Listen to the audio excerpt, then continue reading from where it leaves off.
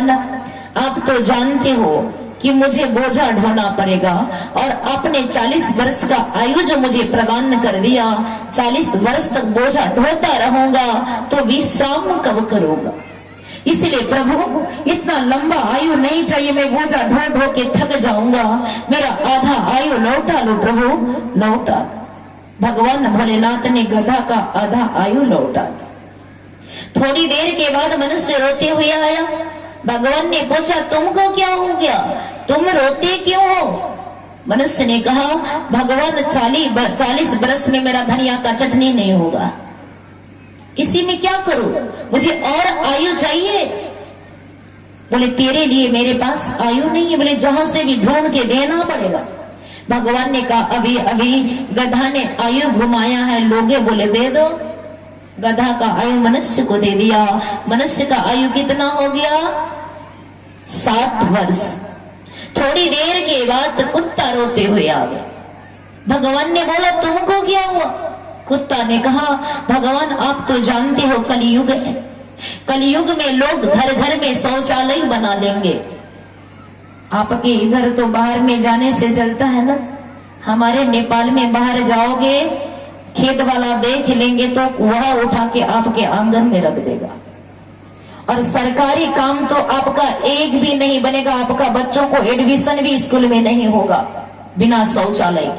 शौचालय बनाओ, और इधर शौचालय बना लेता है, शौचालय में भूस रखेगा, आदमी खेतवा तरफ दौड़ेगा। बड़ी विचित्र की बात।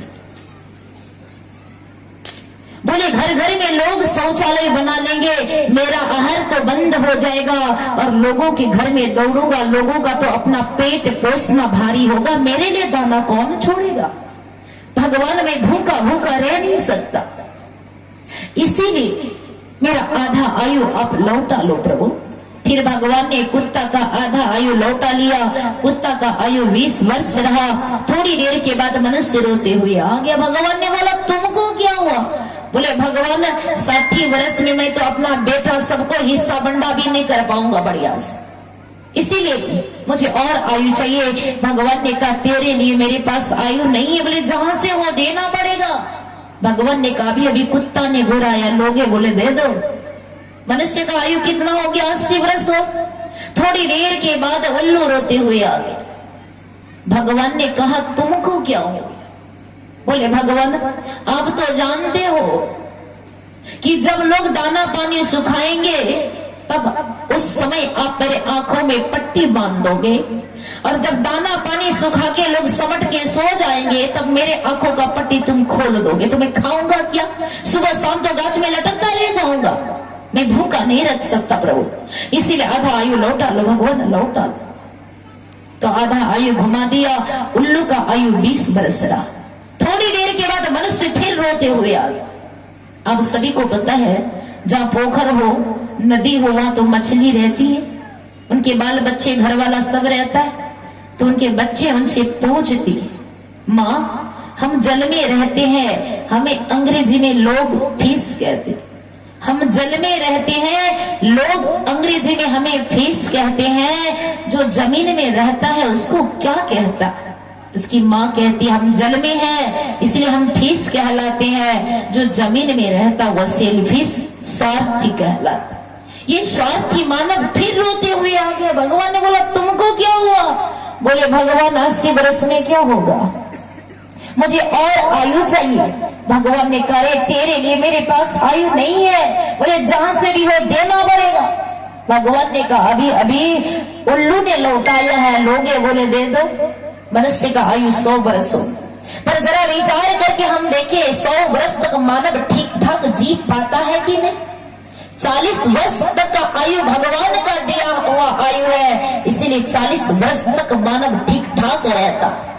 एक 40 से 60 की जो आयु है गधा का आयु, घर में 2-4 बच्चे हो गए, उनकी भविष्य बनाने के लिए आपको तो काम करना पड़ेगा। फिर क्या करेंगे आप, घर चलाना है तो कोयला तो ठेलना ही पड़ेगा ना। एक भजन है जीते भी लकड़ी मरते भी लकड़ी, देख तमाशा लकड़ी का। पर झारखंड में आप देखना चाहते हो तो जीते भी कोयला मरते भी कोयला, देख तमाशा कोयला का। हम पूछते बाप रे ये काम इतना ठेल के ले जाता, कितना कष्ट होता होगा। सबसे मजदूरी में यदि कठिनाई है, दुख है, कष्ट है तो वो कोयला वाला काम है। तो कहते दीदी जी कोयला वाला ठेलता जरूर है पर पैसा वाला सब कोयला वाला है। कहते क्यों? बच्चों की भविष्य बनाना है तो आपको तो काम करना ही पड़ेगा ना। क्यों?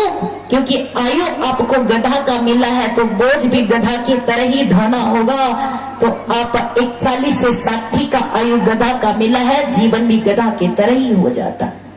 और 61 से 80 तक की आयु किनका मिला है? कुत्ता का।